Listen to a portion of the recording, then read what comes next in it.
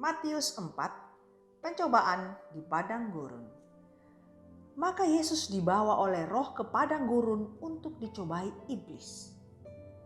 Dan setelah berpuasa 40 hari dan 40 malam, akhirnya laparlah Yesus. Lalu datanglah si pencoba itu dan berkata kepadanya, "Jika engkau anak Allah, perintahkanlah supaya batu-batu ini menjadi roti." Tetapi Yesus menjawab, "Ada tertulis, manusia hidup bukan dari roti saja, tetapi dari setiap firman yang keluar dari mulut Allah." Kemudian iblis membawanya ke kota suci dan menempatkan dia di bubungan bait Allah. Lalu berkata kepadanya, "Jika engkau anak Allah, jatuhkanlah dirimu ke bawah, sebab ada tertulis, mengenai engkau ia akan memerintahkan malaikat-malaikatnya dan mereka akan menatang engkau di atas tangannya, supaya kakimu jangan terantuk kepada batu." Yesus berkata kepadanya, "Ada pula tertulis, janganlah engkau mencobai Tuhan Allah." Dan iblis membawanya pula ke atas gunung yang sangat tinggi dan memperlihatkan kepadanya semua kerajaan dunia dengan kemegahannya. Dan berkata kepadanya, "Semua itu akan kuberikan kepadamu jika engkau sujud menyembah aku."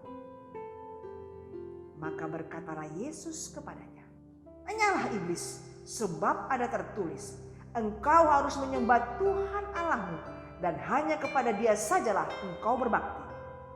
Lalu iblis meninggalkan dia, dan lihatlah, malaikat-malaikat datang melayani Yesus. Yesus tampil di Galilea. Tetapi waktu Yesus mendengar bahwa Yohanes telah ditangkap, menyingkirlah ia ke Galilea. Ia meninggalkan Nazaret dan diam di Kapernaum, di tepi danau di daerah Zebulon dan Naftali, supaya genaplah firman yang disampaikan oleh Nabi Yesaya. Tanah Zebulon dan tanah Naftali, jalan ke laut, daerah seberang sungai Yordan, Galilea, wilayah bangsa-bangsa lain. Bangsa yang diam dalam kegelapan telah melihat terang yang besar, dan bagi mereka yang diam di negeri yang dinaungi maut telah terbit terang. Sejak waktu itulah Yesus memberitakan, "Bertobatlah, sebab kerajaan surga sudah dekat." Yesus memanggil murid-murid yang pertama. Dan ketika Yesus sedang berjalan menyusur danau Galilea, ia melihat dua orang bersaudara, yaitu Simon yang disebut Petrus dan Andreas saudaranya. Mereka sedang menebarkan jala di danau sebab mereka penjala ikan. Yesus berkata kepada mereka, "Mari ikutlah aku, dan kamu akan kujadikan penjala manusia." Lalu mereka pun segera meninggalkan jalannya dan mengikuti dia. Dan setelah Yesus pergi dari sana, dilihatnya pula dua orang bersaudara, yaitu Yakobus anak Zebedeus dan Yohanes saudaranya, bersama ayah mereka. Zebedeus sedang membereskan jala di dalam perahu. Yesus memanggil mereka, dan mereka segera meninggalkan perahu serta ayahnya, lalu mengikuti dia. Yesus mengajar dan menyembuhkan banyak orang. Yesus pun berkeliling di seluruh Galilea.